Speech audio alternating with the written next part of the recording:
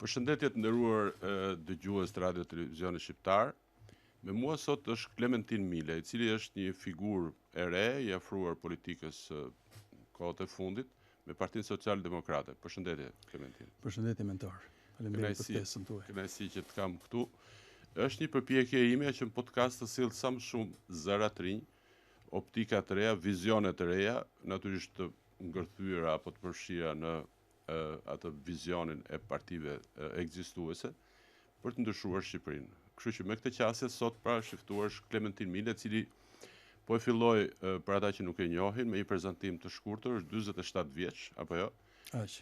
Vjen nga qyteti i Fierit, është profesor në Universitetin Evropian të Tiranës.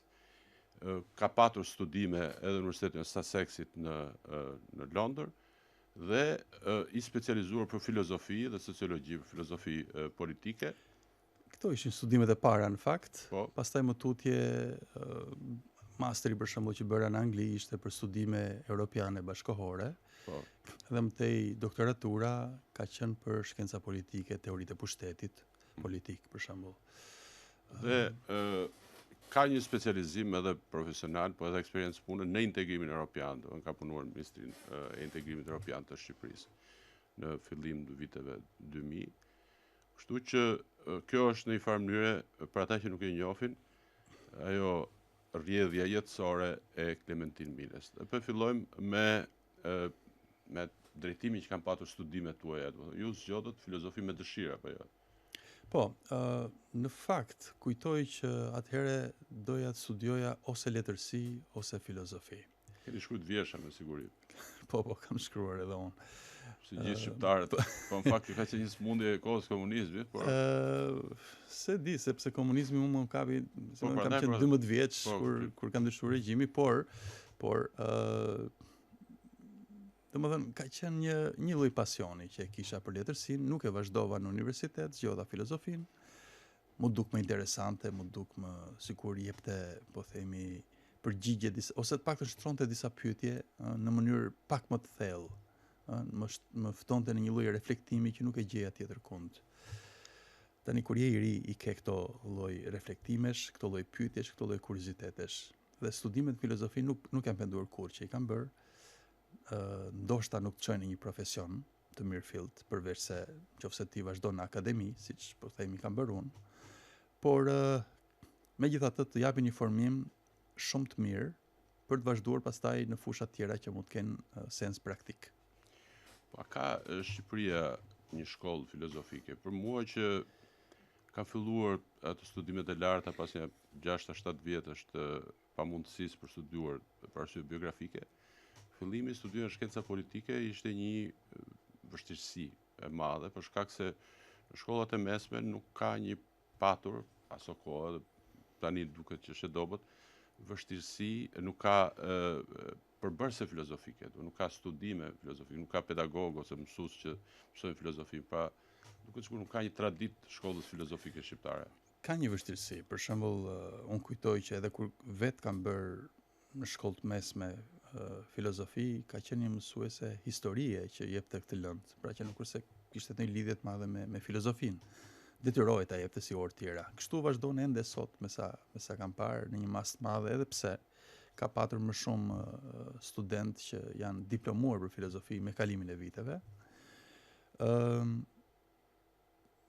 Prap, nuk është se kemi ndonjë traditë madhe në studimet filozofike. Mund të gjejmë shkencat sociale, përgjithësi në kohën e komunizmit nuk kanë qenë të lëvruara. Sigurisht, po edhe, shiko, përpara komunizmit ne mund të gjejmë disa burime. Ku diun Branko Merxhani deri diku mund të përfshihet ose mund të thuhet që ka një lloj mendimi filozofik apo të tjerë autor. Dhe atje i gjejmë, ndërkohë që gjatë komunizmit ishte vetëm marksizëm në një farë mënyrë, ajo pra mendimi filozofik ishte vetëm marksizëm. Marksizëm shqiptar, marksizmi aplikuar. Marksizëm-leninizëm, në një farë mënyrë. Kaq kishim, për fat keq. Sigurisht që kemi patur edhe qasje, po themi, marksiste ose analiza marksiste në raport ku diun me Hegelin, me Kantin apo me tjerë autor, Feuerbachun. Pra kontributet kanë qenë gjithmonë në lentën e filozofisë marksiste. Pra kaq ka patur. Pra edhe në përkthimet që kanë ekzistuar. Edhe në përkthime. Përkthimet kanë qenë të mira, absolutisht, Sigurisht. por ama kanë qenë të limituara. Pra, vetëm ajo lloj literature dhe kaq. A sipas jush, a ka ndikuar kjo mungesë në cilësinë e të arsyetuarit sociale ose të arsyetuarit të individëve, qofshin ata të përfshirë në politikë, qofshin në përgjithësinë jetën publike. Do është ky një defekt Po, yni kolektiv, pa diskutim. mungesa e këtij formimi. Pa diskutim. Unë kam parë me shumë çudi, po pastaj kam filluar ta kuptoj, intelektualët e kohës së komunizmit nuk bënin gjë tjetër përveç se bashkonin ca premisa ose piknisje, pra që u jepte regjimi me një lloj konkluzioni që po edhe konkluzioni u jepte regjimi. Pra, i vetmi mendim që kishin ata ishte stilistik. Si ta themi, atë që është e qartë që duhet thënë. Pra aty s'kishte më mendim, kishte vetëm një lloj, ku diun, dekorimi, po themi dekori, i asaj që regjimi e kishte menduar dhe duhet t'ia servirte, t'ia propagandonte shqiptarëve. Kështu që në këtë kuptim, ky është një dëm i madh. Është një dëm i madh në mënyrën se si mendohej në atë kohë dhe filloi të mendohej edhe pas ndryshimit të regjimit, sepse fundja ku do gjenim kuadrat përgatitur në vitet 90, përveç se të përgatitur në atë regjim. Tash, cilësia e mendimit ndoshta mund të jetë e cënuar në pikpamje të strukturimit apo të shfaqjes vet, kurse njerëzit kanë menduar me gjata. Por mua më duket sikur do të thonë është cënuar edhe mënyra të folurit. Në gjykimin tim kur kam shkuar në perëndim ose kur dëgjoja shpesh ose kur ndiqja shpesh televizion të huaj, duke habi, çudi se si flisnin intelektualët, po themi italian, përgjithsisht ndiqja televizion italian, ndërkohë që intelektualët shqiptarë, asëm që ishin ekspert në fushat të tyre, asëm mjek ose ti, e kishin shumë vështirësi që të artikulonin mendimin e tyre. Më duket sikur peshonte, pastaj ku kam reflektuar, peshonte kjo mangësi në formimin e tyre. Po jam dakord. Këtë është vëzhgim është korrekt, mendoj, është vëzhgim korrekt, e konfirmoj edhe unë. Po pikërisht është kjo, pra që se si mund të mendosh nëse dikush tjetër të ka thënë nga të nisesh dhe dikush tjetër të ka thënë ku do përfundosh rrugtimin tënd të mendimit, si më thënë. Pra si një tren që stacionin ku fillon e ka të dhënë dhe stacionin ku duhet ta përfundojë udhëtimin e ka gjithashtu të dhënë. Kështu që ky treni i mendimit është, si më thënë, është i qartë nga do fillonte ku do shkonte. Në këtë kuptim mendimi s'ishte i lirë. Çfarë ishte njeriu i lirë të bënte? Vetëm të fantazonte. Stile të ndryshme, poezi për shembull, pikërisht bënte poezi. Edhe kishte stilistik të fuqishme. Pikërisht. Domethënë nuk është e rastësishme kjo që të gjithë fillonin e merreshin me letërsi, sepse atje duke sikur ishte hapësira më e lirë, domethënë për të shprehur stilistikisht veten. E duket edhe shkrimtarët tanë më të mëdhenj, duket sikur kanë patë të mungesë në formimin e tyre, të Kadareja apo Agolli. Megjithëse ata kanë bërë shkollim i cili reflekton nga pak atë të periudhës luftës dytë botërore dhe pastaj kanë shkuar në shkolla të mira siç ishin shkollat sovjetike të asaj kohe. Pra i duket se mungon përbërësja filozofike tek personazhet e tyre apo tek ato arsyetimet që janë produkt qartësisht i tyre. Unë ditë ju them, po jap një shembull, një rast. Kam qenë në studime në Angli, studimet master që bëra, Sussex, siç u tham, sa është përpara, dhe kisha një shoqe ukrainase, shoqe kursi, po themi, atje, e cila donte të dinte më shumë për Shqipërinë, për kulturën tonë me radhë. Dhe mbaj mend, i kam dhënë një libër në anglisht të Ismail Kadares. Ka qenë ky Pallati i ëndrave, Palace of Dreams. Dhe sepse në anglisht mund të lexonte sigurisht, jo në shqip. Pse i dhash atë libër? I dhash atë libër sepse e mbaja si librin më të realizuar të Kadares. E lexon. Dhe më thotë që ishte shumë domethënë kishte intelekt në atë libër, po s'kishte shpirt. Dhe kjo më bëri shumë përshtypje. Po, ka intelekt, ka si thua jo vetëm të Kadareja, të Agollit, të gjithë, domethënë, ka intelekt, sepse intelekti nuk na mungon e fare, absolutisht si popull. Por goditja që kemi marrë nga regjimi i kaluar ka qenë shpirtërore, me sa kam kuptuar. Me sa më lat kuptoj ai episod që po ju rrëfej. Sepse në një farë mënyre neve mungesën e shpirtërore, e afeksionit, e empatisë, apo të solidaritetit me të tjerët që mund të jenë bashkëqytetarët tanë kështu me radhë, neve kompensojmë, përpiqemi ta fshejmë me anë të inteligjencës tonë ose atyre lojrave të intelektit që bëjmë. Dhe kjo është tragjike, me thënë drejtën, dhe ja ku jemi sot. Nuk duhet kaloj direkt tek pjesa politike, por ja ku jemi sot, ku ju shikoni liderë të ndryshëm, kandidatë të ndryshëm në fushata të ndryshme, jo vetëm në këtë, që shkojnë te populli për kush e ditë satën herë me shpirtin bosh, me mendjen plot dhe me dreqënira. po sigurisht në mendje kur e ke shpirtin bosh, çfarë mund të të kalojë në përmendje? Mund të të kalojnë vetëm gjëra, si thua, marifete, mashtrime, nga të cilat populli është zgënjur, është bërë skeptik, është bërë cinik, me të drejtë. Meqense ju vini nga arsimi i lartë privat, ekziston ky miti sipas cilit arsimi privat e ka përkeqësuar cilësinë e mësimdhënies për brezin e ri. Ndërkohë që unë edhe me eksperjencat time të kufizuar nuk e mendoj këtë gjë, sepse janë të njëjtët pedagogë ose përgjithsisht të njëjtët shumica e tyre që janë edhe në arsim privat dhe në arsimin publik. Çfarë mendoni për arsimin e lartë, për cilësinë e tij dhe atë cili është ushqimi intelektual që u serviret të rinjve sot? Atëherë, unë mendoj që fjala publik pikëspari duhet përdorur me shumë kujdes. Pra, kur themi arsim publik dhe kur themi domethënë ideja është këto, publikja nuk është tek financimi. Mund të financojë shteti, atëherë është arsim shtetëror, i lartë shtetëror, po deshe. Mund të financojë të ardhurat e një privati, atëherë është arsim privat, dakord. Mirë po, a është publik, pastaj është çështje tjetër. Është publik atëherë kur i shërben interesit publik. Arsimi privat mund t'i shërbej interesit publik, siç edhe mund mos i shërbej. E njëjta gjë me arsimin shtetëror.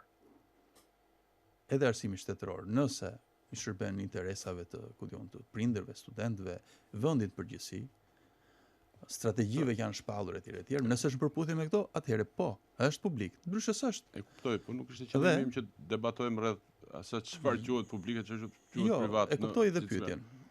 Po i përgjigjem në mënyrë më direkte pyetjes suaj. Jo, nuk besoj që arsimi privat është e keqja e madhe e arsimit në këtë vend. Jo vetëm sepse kam qenë unë dhe kam që nga 2009 që jam në një universitet privat, siç është Universiteti Evropian. Që është Universiteti Evropian i Tiranës, por edhe pse kam provoja të ndryshme, vëzhgime të ndryshme, informacione nga lloj-lloj universitete, qofshin private, qofshin siç quhen publike apo shtetërore.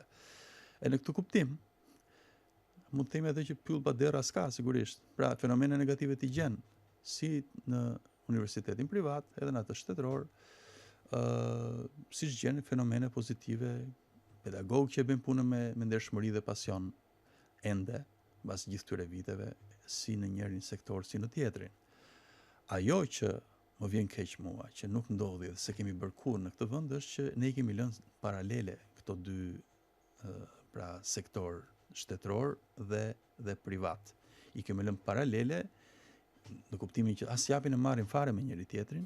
Pse? Po pedagogët lëvizin ama megjithatë. Pedagogët mund të lëvizin, nuk është çështja e lëviz një individ apo jo. Çështja është çfarë ndodh me sektorët. Sektorët janë, si më thënë, janë autik. Në kuptimin që nuk i flasin sektorit tjetër, flasin brenda vetes dhe kaq. Dhe ky është problemi i madh. Pse? Unë mendoj që do duhet konkuronin në cilësi. Ky ka qenë një koncept i universitetit tuaj, duket edhe një përpjekje për ta ndikuar si grup interesi ligjin për arsimin e lartë. Dhe nuk ka ndodhur. Nuk ka ndodhur, megjithëse kritikët e këtij ligji thonë që është një ligj i sponsorizuar nga Universiteti Evropian. Por Evropian. s'ka ndodhur, megjithatë. Kjo është çudia, domethënë, po çfarë modeli mendoni, modelin anglez? Jo, nuk është çështje modeli. Nuk është puna t'i gjejmë emrin nga tjetër. Puna është vetëm kaq. Po jo, që edhe të mos shpikim, se mund të ishte ai anglez, okay. Pra ideja është këtu, të vendosnim të krijonim universitetin publik, që do të thotë, nuk ka shumë rëndësi tani nëse financohesh më shumë nga shteti apo nga burime private. Çështja është, kemi ca rregulla të përbashkëta loje, një fushë të përbashkët ku ne operojmë dhe japim e marrim me njëri tjetrin. Ku nëse një universitet, qoftë ky i financuar nga shteti, qoftë i financuar nga burime private, çedon në cilësi, atëherë ja zë vendin tjetri. Ja merr pjesën e, po themi, studentëve apo tjetri, ndërkohë që kjo nuk ndodh sot. Pra, këtu mund të bjerë cilësia për tokë, dhe vazhdon po ashtu me cilësinë për tokë, vegjeton, ekziston, pra kjo është problemi. Ose, se ky është rasti në universitetit, po themi shtetëror përgjithsisht, ku për shembull mund të bëhet diktator komplet një pedagog në universitetin shtetëror. Komplet diktator, të marrë dhe shkopin të rrada studentët. Asgjë se gjën, aty do vazhdoj të rri. Ose në universitetin, kjo është ekstremi, në universitetin privat çfarë mund ndodhi? Mund të bëhet babysitter. Pra ta llastoj aq shumë studentin ai pedagogu, që është ekstremi tjetër, dhe prap do vazhdoj jeta, do vazhdoj studimet. Asnjëra as tjetra nuk janë normale. Por kjo ndodh në kushtet kur thash operojnë pa lidhje me njëri tjetrin. Dhe ky është problemi konceptual. Po cilat janë lidhjet 1 2 3 4 5 sipas jush? Lidhjet, por ka standarde cilësie, të cilat duhet janë përbashkëta. Standarde cilësisë i përmendet, edhe me fjalë tjera përmendet. Tjetra, studenti duhet të zgjedh vet. Studenti duhet të jep, nëse ka ca para shteti për të financuar studimet e një studenti, le t'i jap ato para dhe studenti zgjedh vet në, po themi, tregun universitar, po themi, në atë çka ofrohet nga universitetet. Nuk ka rëndësi kush i financon këto, ka rëndësi çfarë ofrojnë për studentin. Pse duhet i mohohet atij, kjo apo ajo zgjedhje? E kuptoj. Sepse është kundër interesit publik. Domethënë, publiku do që paratë e veta të shpenzohen për cilësi.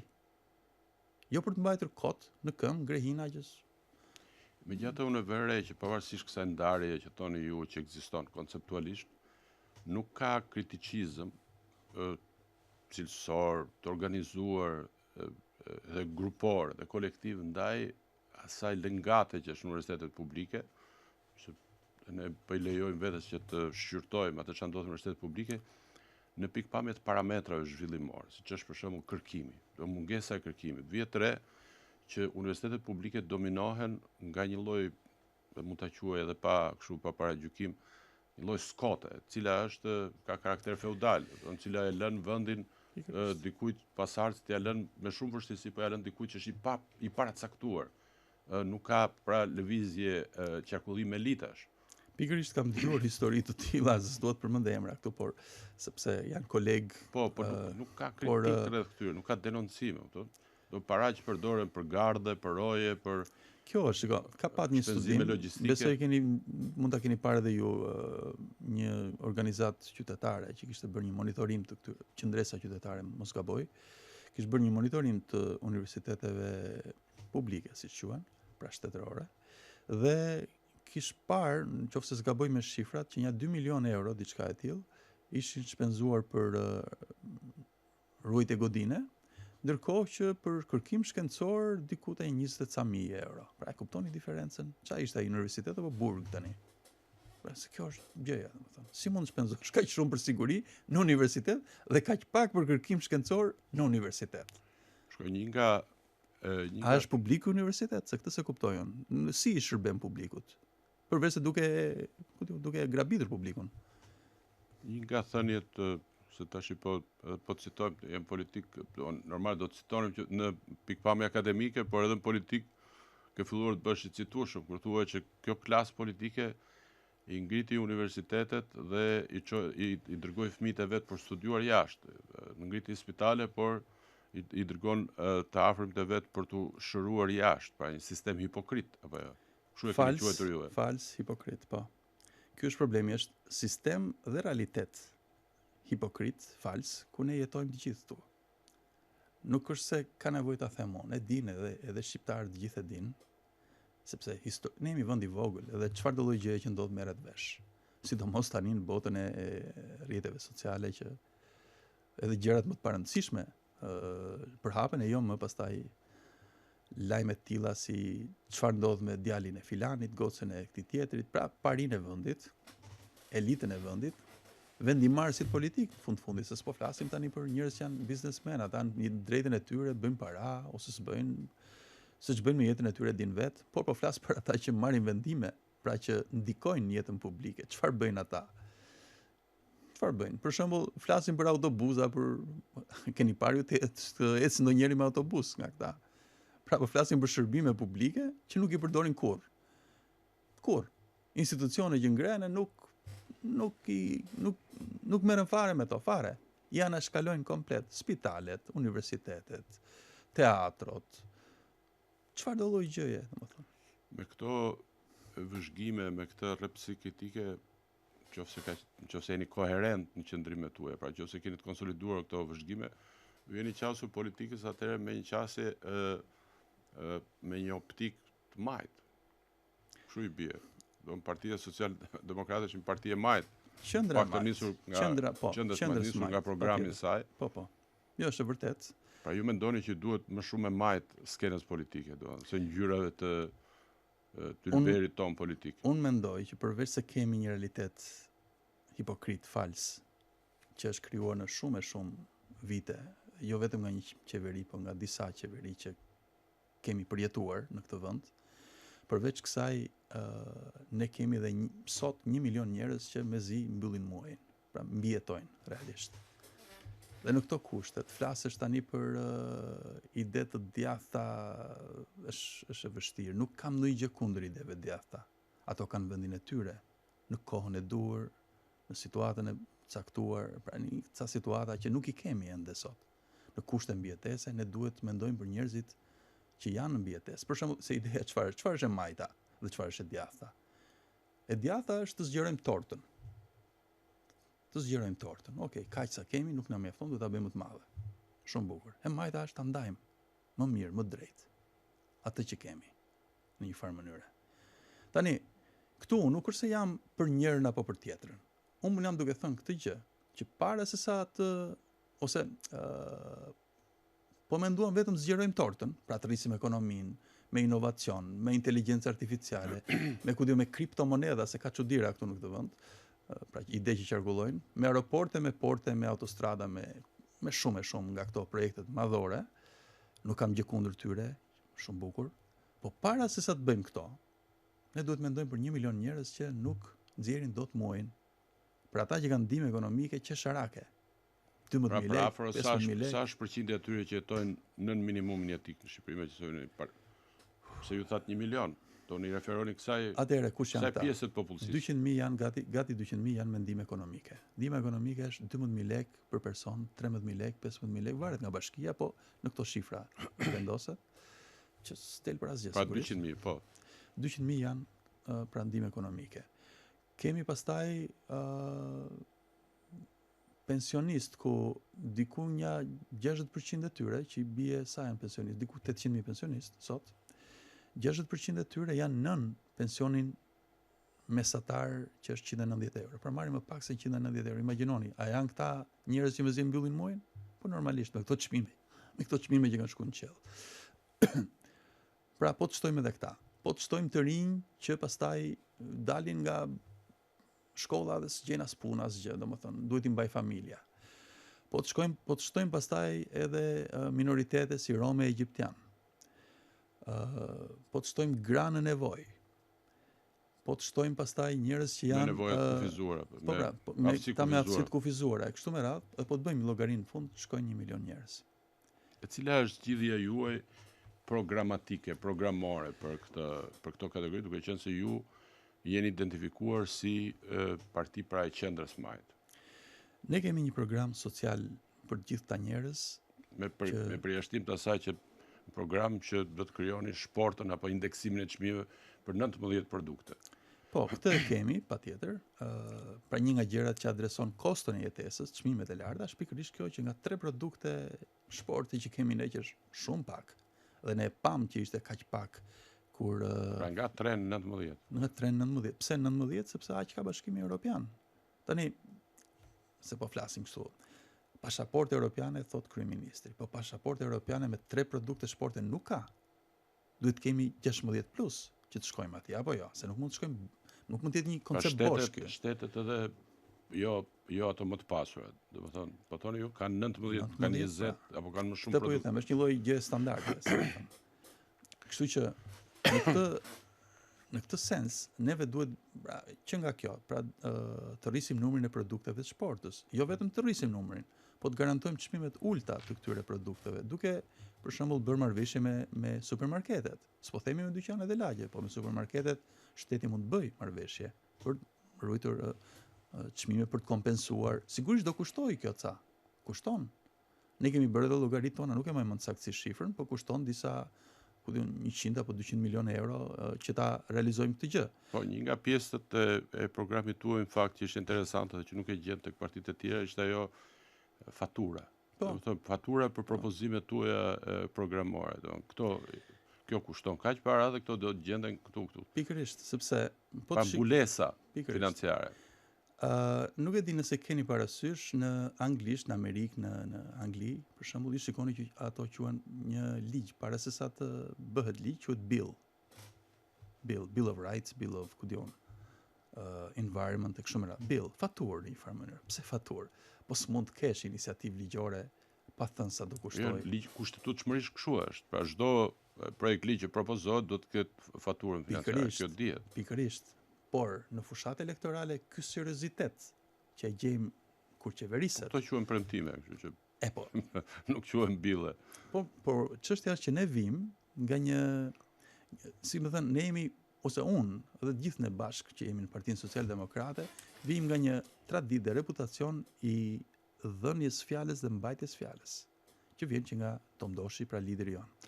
Dhe për këtë arsye, ne kemi qenë kaq të kujdesshëm që ajo fjalën tonë që kemi thënë mos jetë thjesht premtime, siç janë bërë në 30 e ca vjet politikë shqiptare. Jo. Por të jenë të detajuara, të justifikuara, të mbuluara të gjitha shpenzimet që do bëjmë ne. E kuptoj këtë. Megjithatë, Qosdim Bashat, konceptit të hipokrizisë, duket sikur edhe në atë konceptin e partisë tuaj, Partia e Qendrës Majt, ka një lloj hipokrizie, do të është një ndërmarrës i rëndësishëm në sektorin e industrisë farmaceutike, i një fuqie të madhe në treg, të ndjeshme në treg, i cili ka zgjedhur që të udhëheqë një parti të Qendrës Majt. Edhe kjo është një lloj hipokrizie. Bernie Sanders, për shembull, në Shtetet e Bashkuara të Amerikës, është ndoshta më i pasur se sa Tom Doshi, e megjithatë kandidoi për president i partisë së Majt atje, apo jo. E nuk është rasti i vetëm. Pra, nuk është kjo çështje. Fundja fare, talenti i një njeriu, puna e një njeriu e bën atë të pasur ose të varfër. Kjo Tomën e ka bërë të pasur, dikë tjetër e ka varfëruar, po themi, se risk është kur merresh me biznes. E fundja fare, e Majta nuk është kundër biznesit. E Majta është për që biznesit ketë fytyrë sociale. Nëse Toma, për shembull, është i Majt apo i djathtë, mund të pyesni punonjësit e kompanive të tij se si i trajton, mendoj unë. Po më shumë se sa kaq, mund të pyesni qytetarët se si nëse tregohet, nëse ka shpirtin e ndihmës dhe solidaritetit apo jo. Unë mendoj që qytetarët e kanë dhënë përgjigjen e tyre, kudo që ne shkojmë, ata na presin, dhe unë kam qenë me Tomën në shumë takime nëpër Shqipëri, na presin me entuziazëm, sepse ky njeri ka shpirt, që shumë liderëve u mungon. Atë shpirtin që thamë që është vrarë gjatë diktaturës, dhe ka mbetur vetëm mendja djallëzore, domethënë, për të bërë ato rrengjet e. Jo, Toma sigurisht ka edhe mendjen në vend, po ka edhe shpirtin në vend, dhe kjo është e rëndësishme. Në politikë është shumë e rëndësishme sepse njerëzit të besojnë dhe lidhen me ty pikërisht sepse kuptojnë që ti je shpirt mirë. Po ai megjithatë nuk ka në jetën e vet publike nuk ka vizibilitet politik të personalizuar, nuk është aktiv në interviste, nuk është aktiv pra me pjesëmarrje, po ashtu edhe në parlament. Kështu që ky besimi rreth shpirtit të tij ndoshta ka karakterin e një miti, diku është realitet, diku është mit apo jo. Sigurisht që Tom Doshi ka zgjedhur të mos i publikoj ato bamirësitë e veta që bën, në zgjedhja e tij personale, janë paratë e tij që përdor fundja fare, dhe ai zgjedh se si fundja është një nocion fetar gati, në sensin që dora e Majtës duhet di ç'a bën e djathta etj. Pra nëse ti po jep ndihmë, nuk e pse reklamon ndihmën që po jep në këtë kuptim. Kështu që, por përveç kësaj ndihmës, bamirësive etj, sigurisht është e vërtet që zoti Doshi nuk është se ka patur shumë ose pikën e tij të fortë ose angazhim të madh mediatik, nuk e ka patur. Por ama tani në fushat, për shembull, ju mund ta shikoni kudo në Shqipëri që mediatizohen fundja fare, dalin qoftë rrjetet sociale, qoftë media dhe tjera tradicionale ato takimet që bën. Sigurisht intervista nuk është se po jep, është zgjedhje e tij për të mos e bërë. Për të bërë profil të ulët në këtë pikpamje. Por me gjithë të nevojë të smajtës, për cilën bëjmë dakord, edhe unë intelektualisht mendoj që një nga defektet më të mëdha të Partisë Socialiste ka qenë se ndonse parti tipikisht e majt nuk ka arritur që të ulë ndjeshmërisht përqindjen e atyre njerëzve që jetojnë nën limitin e varfërisë. Do megjithëse ka 12 vjet në pushtet. Pra me gjithë të nevojë të smajtës, me gjithë të partia juaj nuk po arrin që të shndrohet në një parti me shtrirje nacionale. Do të thonë ka përqendrim vet në Shkodër, deri diku në Tiranë, apo në një pjesë të veriperëndimit, apo si mund ta quaj, në Tiranë. Pse nuk ndodh kjo? Tani këtu do ju kundërshtoja pak. Në fakt, shikoni, në 2017 ka patur një deputet partia, që ka qenë Tom Doshi. Në 2021 3 deputet dhe i ka qenë 2 në Shkodër, 1 në Tiranë. Ndërkohë që pastaj në 2023 ne morëm 116 këshilltar bashkiak në gjithë Shqipërinë. Ky ka qenë sinjali i parë që partia nuk ishte më rajonale, pra themi rajoni Shkodrës dhe kaq, ose veriu, por po përhapet në gjithë vendin. Dhe sot, për shembull, neve kemi bërë takime, edhe për shembull, nuk e di kur ka qenë, pardje, Toma ka qenë në Sarand. Tani si mund ta quash Parti të Shkodrës, një parti që shkon, kryetari i saj shkon të bëjë takim elektoral në Sarand. Dhe jo vetëm kaq, por sarandiotët e pritën shumë mirë. Pa organizuar shumë, pa ndonjë sforca të madhe që të mbledhim njerëzit ashtu. Thjesht morën vesh që do vi Toma dhe shkuan. Pse shkuan? E pyeta Tomën si të pritën ose çfarë ndodhi në Sarand, se si isha tek ai takim. Edhe më thot pata s'kishin ujë, tha, atje. Ata kanë syrin e kaltër e s'kan ujë. Si mos të vinë ata? Po çfarë mund ta bënte atë një parti nacionale? Do të ishte afrimi intelektuale apo figura me ndikim në jetën nacionale, në jetën publike, akademike, intelektuale, si ju. Në listën e Tiranës. A ka lista juaj, a ka figura të reja apo figura me ndikim apo me potencial, se mund të mos kenë ndikim ekzistues, por kanë ndikim të pritshëm. Për shembull, në listën e Tiranës, me sa mbaj mend unë, janë të paktë përveç meje, janë dhe një 3 apo 4 pedagogë të tjerë në universitet. Ka pastaj njerëz që merren me biznes. Ka biznes të llojeve ndryshme, ku diun tani, supermarket apo real estate apo etj. Ka njerëz që ushtrojnë një profesion të lirë, avokat diku apo e kështu me radhë. Pra, janë njerëz të cilët kanë nivel profesional, kanë nivel intelektual dhe kanë atë potencialin që ndoshta nuk e kanë shprehur të gjithin dhe nuk kanë patur hapësirën për ta shprehur e për të arritur në majat e karrierës, por ka ende kohë përpara për ta. Ju prap po vetë identifikoheni, edhe programi e ilustron këtë, si parti e qendrës majt. Në sferën publike shqiptare, edhe këtu e hap atë, po themi, lenten, duke përfshirë edhe Kosovën, apo edhe shtetet tjera ku ka shqiptar, ka disa modele të smajtës, do të thonë. Është modeli, po themi, Albin Kurtit. Është modeli, nëse mund ta quajmë, i Arlind Qorit, i cili po bëhet i famshëm për këtë mënyrën se si bën fushat apo eksperiencën e pashme në brenda atyre lëvizje për ndryshimin e universitetit.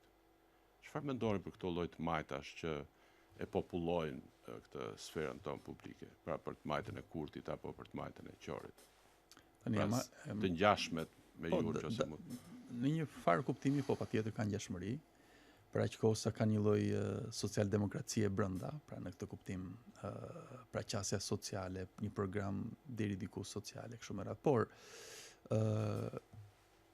e majta e Kurtit është nacionaliste, ndërkohë që e majta e Qorit është internacionaliste. Ka një dallim këtu mes të dyjave. Nga ana tjetër, nuk me Kurtin sigurisht kemi parë dhe është provuar fundjavare ka pas pushtetin dhe ka pushtetin dhe kemi parë se si qeveris, po parimet e majta janë aty, ka një numër gjërash që mund të quhen majta, mirë po për shembull, nëse kapen vetëm një element, është elementi i pensioneve. Skema e pensioneve atje nuk është solidaritet, nuk është solidare, është fond investimi, për shembull, në Kosovë. Atje nuk ka solidaritet midis brezave dhe brenda brezave. mos ndoshta është një skemë efektive duke patë parasysh Mund të jetë, por s'është e majt. Popull që emigrojnë masivisht, kështu që jam dakord, por s'është e majt. Kështu që të flasim dërim shtremre, të flasim drejt. Ka element fuqishëm asistencial, bonuse për student, për familjet e reja. Patjetër, nuk e vën diskutim, por po them që ka një lloj qasje pragmatike në mënyrën se si ka qeverisur Kurti. Pra duke futur edhe element, po themi që s'janë të majt në atë doktrinën e vet të smajtës. Ndërkohë tek Qori, nuk e di, unë e njoh edhe personalisht për shumë kohësh, po edhe atë disa persona të tjerë të kësaj lëvizjes bashk, i njoh ata personalisht për kohësh.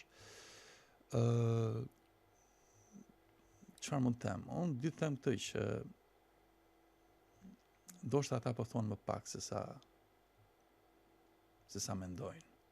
Janë më majtas se sa po shfaqen. Nuk janë aq socialdemokrat saq po i shfaqen gati si socialdemokrat popullit, pra me premtime sociale etj, me një program social, ndërkohë që po të shikoni aktivitetin e tyre të mëparshëm dhe të mirëfillt, nuk është se janë për reforma sociale, ata janë për revolucion. Për Qorin kemi parë se si nuk ka mundur të aplikojë det e veta në një sferë siç është ajo universitare. Pikërisht. Kështu që ta mendojmë në një sferë kombëtare, pra më shumë se sa universitare, nuk shohim shumë propozim. Pikërisht, këtë po them edhe unë. Domethënë, ideja është ka një lloj ndryshimi të kursit për shkak se populli nuk do këtë ekstremizmin revolucionar që është në bërtham të lëvizjes bashk, të organizatës politike, të logut shkëndijës, pra të gjitha organizmave që kanë çuar tek kjo që është sot lëvizja bashk, por nuk duhet ndalem më shumë. Jo, nuk do nge, megjithatë për shkak se në sferën publike shqiptare, domethënë kombëtare, vetëvendosja është një aktor i rëndësishëm, i cili ka marrë nga 42.5 kishte në këto zgjedhjet e fundit, në 50% 2021-shin. Dhe një mungesë tjetër që është vënë re është aftësia për të ndërtuar një sistem ekonomik funksional. Përveç faktit që mund të thuash që po reputacioni i kryeministrit i pakorruptuar, ndoshta e mbledhur më shumë taksa, mirë, po nuk ka zhvillim ekonomik real. Pra është një lloj majte, siç thotë The Guardian, apo ajo i referohet përgjithësisht majtës europiane, edhe kjo shkon për vetëvendosjen, e cila ka taktika të mira për ta marrë pushtetin, po jo të mira për të qeverisur. Juve keni ndonjë zgjidhje, domethënë, apo keni vizion për këtë? Po sigurisht, ne kuptojmë që nuk mundet thjesht që ti të kesh programe ku shpenzon para, qoftë për shëndetësinë, qoftë për arsimin, qoftë për pensionet e kështu me radhë, ose për shtresat nevojë. Për kopshtet e fëmijëve. Po, pa diskutim. Sigurisht do shpenzosh para, se siç tham, janë 1 milion, për shembull rastin e Shqipërisë janë 1 milion shqiptarë që janë në kushte shumë vështira. Por nga ana tjetër ne kuptojmë dhe në programin ton për shembull, që e kemi quajtur kontrata socialdemokrate, ne kemi edhe një numër fushash, sektorësh, të cilët do prodhojnë para, do japin para. Turizmi për shembull, bujqësia për shembull, biznesi. Prit se këtu më bëri përshtypje. Edhe për shkak të po themi përfytyrimit tim për atë se cilat do të ishin shtyllat e zhvillimit të Shqipërisë, bëri përshtypje se ju kishit vendosur pra industri prodhuese, bujqësinë, biznes prodhues. Po, bizneset prodhuese, pra bujqësinë dhe turizmin të lidhur me të në një skemë, po themi efektive. Dhe kuptova pra që ju keni një sens realist në atë që se si do të zhvillohet turizmi, se turizëm pa bujqësi nuk ka. Pikërisht. Cilat janë ato propozimet tuaja për bujqësinë? Shiko, ideja është këto. Për publikun e gjerë. E para, koncepti i përgjithshëm i yni është për të aplikuar një lloj modeli europian, po themi edhe në punësim, se edhe punësimi është pjesë e ekonomisë në një farë mënyrë. Ekonomi pa njerëz që punojnë nuk ka. Kështu që çfarë mendojmë ne? Për shembull, ne shohim sot që ne kemi diku mungesa të forcës punëtore, diku teprit të forcës punëtore. Në dy rastet është keq. Në një rast është keq për neve që duam një shërbim se marrim dot, ose presim shumë kohë ose marrim me cilësi dobët, në rastin tjetër, pra kur ka teprit është problem për ata që shkojnë të kërkojnë punë, ose zgjejnë, ose paga shkon edhe ulet shumë, sepse janë shumë që aplikojnë për atë gjë. Pra, ne kemi një anomali në një farë mënyre në mënyrën se si është shpërndar forca punëtore. E dyta, nga vjen kjo? Kjo vjen nga që konstatimin e kuptoj, po çfarë propozoni ju? Po them me konceptin tani se si duhet bërë. Ajo që duhet bërë është që për shembull bujqësia shqiptare të ketë ku ti çoja të produktet e veta, mos i derdh. Po i propozoni 50 pika grumbullimi duket gjithë Shqipërinë. Atë po, por jo vetëm kaq. Edhe ato gjërat e tjera që për shembull subvencionimi i çdo njësie prodhimi dhe krer baktish, pra që do të thotë nuk ka rëndësi e fermeri i madh apo i vogël fare. Do kesh asistencë financiare nga shteti. Të tjera gjëra janë ato vendosja një çmimi minimal për qumshtin edhe mishin në mënyrë që të mos shesin nën kosto fermerët shqiptar. Pra janë disa element për të mbështetur bujqësinë tonë, fermerët tanë, dhe për t'i bërë dhe për të futur ca inovacion fundja në bujqësi, për ta bërë të konkurrueshëm këtë sektor me atë të fqinjve, së fundja fare, fakti që vjen molla nga Maqedonia apo qumshti nga Serbia me radhë, ndërkohë që nuk shitet molla e Korçës ose qumshti i ku diun tani i Myzeqes. Që do thotë kjo? Kjo do thotë që e pare punës politikat e ndjekura nuk janë pro fermerëve tanë deri tani, dhe e dyta që mbas edhe ky sektori duhet të rritet më shumë në konkurrueshmëri, qoftë në volum, qoftë në cilësi. Dhe, më fal, vetëm nëse më lejon edhe pak. Dhe çfarë është ideja jonë? Pra ta zhvillojmë sa më shumë sektorin bujqësor dhe e dyta ta lidhim me turizmin. Në mënyrë që ai turisti që vjen në Vlorë, që vjen në Durrës, që vjen në Velipoj, që vjen në Sarandë, kudo që vjen, të mos haj tani një ushqim importi. Sa ai nuk vjen tani për të ngrënë ushqimin, për italiani nuk vjen për të ngrënë ushqim italian në Shqipëri, vjen për të ngrënë ushqim shqiptar në Shqipëri, për shembull. Mirë, po ushqimi shqiptar derdhet rrugëve. Nuk shkon në treg, nuk shkon tek pjata e turistit. Ky është problemi. Kjo duhet ndodh.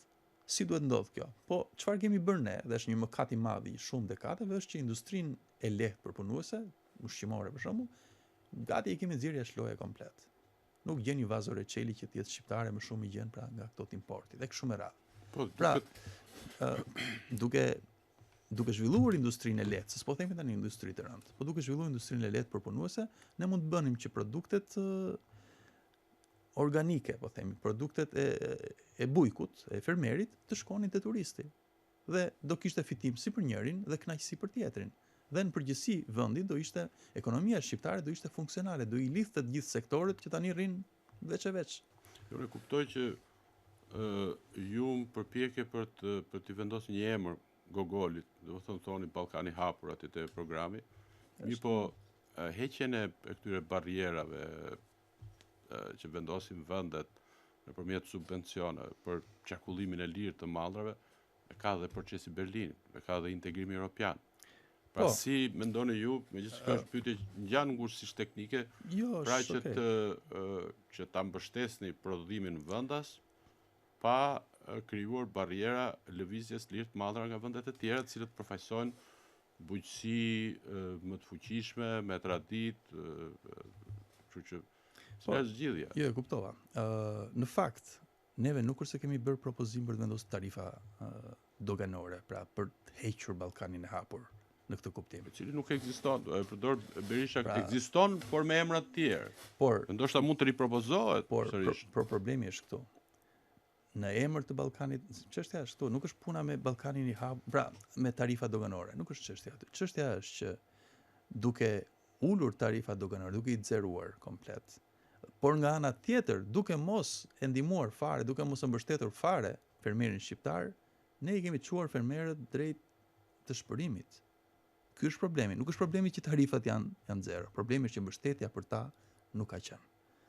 Edhe kur ka qenë, për shembull, kur ka qenë të fondet e IPARD-it, pra ju e dini çfarë turpi është me to, pra derisa na u ndërpren për shkak se ju thoni që mund të arrijë deri 150 milionë euro nëpërmjet rikthimit i IPARD-it. Po, mund t'i rikthejmë Ti je ekspert i integrimit evropian, kështu që ke një ide. Sa mund të jenë fondet që mund të vinë prej Bashkimit Evropian nëse kemi menaxhim të drejtë tyre? Edhe në këtë status si ka Shqipëria pa u bërë antare. Po besoj tani se është çështje teknike, po 250 ndoshta mund të shkojnë. Kështu që por çështja është këtu edhe një herë. Për të marrë ato fonde, se fondet janë çfarë fondesh janë ato? Ato janë fonde që nuk ti fal njeri. Ti duhet aplikosh, pra të kesh projekte serioze, cilësore, të besueshme, në mënyrë që ti marrësh. Pra neve duhet pikëpari të ndryshojmë të reputacionin e keq që është krijuar me administratën tonë, qoftë vendore, qoftë që i ka keq përdor, i ka abuzuar dhe prandaj u ndërpren. Pra ne duhet fillimisht të ndryshojmë këtë gjë dhe pastaj të mund të përfitojmë nga këto. Cilët janë objektivat tuaja elektorale? Ato me se i bëm një lloj analize të asaj që juaj quhet të rritjet partisë në gjithë hapësirën kombëtare. Cilët janë objektiva për të zgjedhje? Tani në terma shifrash nuk e di a mund të flasim sepse në fundja fare është populli që dëgjon mesazhin ton dhe përgjigjet. Ne nuk e kemi popullin në xhep. Ne nuk e konceptojmë kështu politikën. Okej, cila është? Por ne shohim në çdo takim që kemi bërë, qoftë në Shkodër, qoftë në Tiranë, qoftë në Dibër, në Sarand, në Korçë, në Fier, ku diun tani në Elbasan, ku s'kemi qenë, nga do kemi qenë, Lezhë. Kudo ne kemi parë një pritje entuziaste.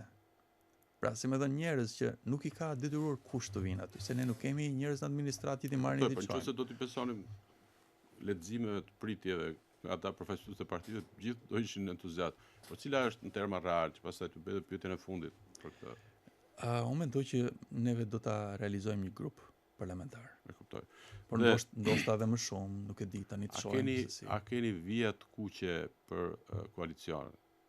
A do vazhdoni të bëni koalicion me Partinë Socialiste që keni bërë edhe në qarqe të caktuara apo në bashki të caktuara, ta zëmësia e Shkodrës? Tani, lidhur me çështjen e koalicionit është pa diskutim kryetari që vendos, pra Toma, por ai ka thënë dhe unë po e referohem që koalicion me Sali Berishën nuk ka. Kjo është e qartë. Pastaj koalicion me Partinë Socialiste po mund të ketë. Dhe ama ne kemi ato vija tona të kuqe që janë disa parime dhe gjëra që janë programore pikërisht.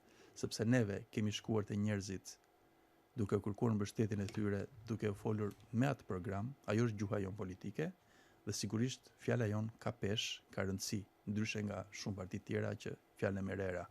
Prandaj neve vija e kuqe që vendosim ne për koalicion, për të bërë marrëveshje bashkëpunimi me Partinë Socialiste, është gjithmonë e lidhur me gjuhën tonë politike, me çfarë u kemi premtuar njerëzve që do ta realizojmë. Ju jeni parë, duket, në listë të Tiranës? Jo, nuk kemi të parë dytë, ne jemi gjithë listë hapur. Domethënë lista reale e atyre që mund. Po jeni në Tiranë? Në Tiranë, po. Unë jam në Tiranë, Klementin Mile, për këtë do që të më votoj. Neve kemi numër 11 në listë si subjekt politik, pra është kolona e fundit dhe pastaj alfabetikisht jemi vendosur gjithë. Unë ju uroj suksese sepse është zaten ky ishte qëllimi i ftesës në podcastin tim, me gjithë të lulëzimin e podcasteve, por e quhet më legjitime që ta kishim të vëshoj podcast me këtë prerje, sepse doja të kisha sa më shumë zëra të ri apo vizione të reja që i propozohen publikut me gjithë këtë dominimin nga vizionet e vjetra. Faleminderit edhe një herë dhe faleminderit juve dhe besoj do ritakohemi mbas zgjedhjeve.